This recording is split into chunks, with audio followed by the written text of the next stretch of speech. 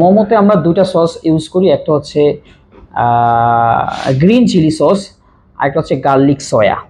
Green chilli সসের রেসিপিটা হচ্ছে আপনি যদি 250 গ্রাম ধনেপাতা ইউজ করেন তাহলে আপনাকে হচ্ছে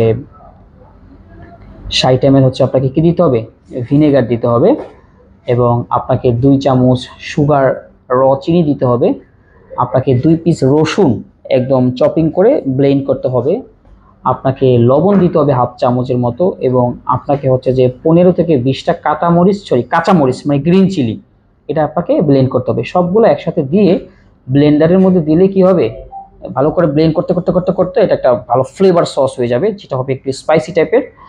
আর এটা হচ্ছে গ্রিন চিলি সস আর কি। আবার বলছি, গ্রিন চিলি সসে আমাদের লাগবে ধনেপাতা, কাঁচামরিচ, রসুন, ভিনেগার, চিনি, লবণ। এই 6টা উপকরণ দিয়ে আমরা মূলত গ্রিন চিলি সসটা মেক করব।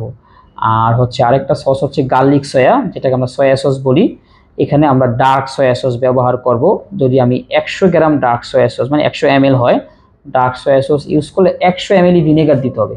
কারণ আমরা জানি ডার্ক সয়া সসটা অনেক বেশি সল্টি, এবং ভিনেগারটা দিলে কি হয়, জিনিসটা টোটালি ব্যালেন্সড হয়, এই জন্য সমান সমান দিতে হবে। এবং শুকনা মরিচ, যেটাকে আমরা কি বলি, শুকনা মরিচই তো বলি, শুকনা মরিচের গুঁড়া, আবার লাল হচ্ছে গুঁড়াটা না, কিন্তু শুকনা মরিচের গুঁড়া, ওইটা 2 চামচ দিতে হবে। এবং আমাকে রসুন দিতে হবে 1 পিস বড়, কিন্তু এটা কিন্তু ম্যাশ মানে কি বলে, রসুনটা ভালো করে চপিং করে একদম গুঁড়া গুঁড়া গুঁড়া গুঁড়া গুঁড়া দিতে হবে।